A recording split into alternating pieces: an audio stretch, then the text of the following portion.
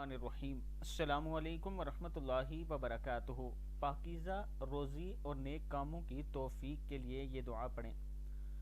سب سے پہلے آپ نے 3 مرتبہ اللہ محمد وعلی آل محمد کما صلیت علی ابراہیم وعلی آل ابراہیم انک حمید مجید، اللہم بارک علی محمد وعلی آل محمد کما بارکت علی ابراہیم وعلی آل ابراہیم انک حمید مجید۔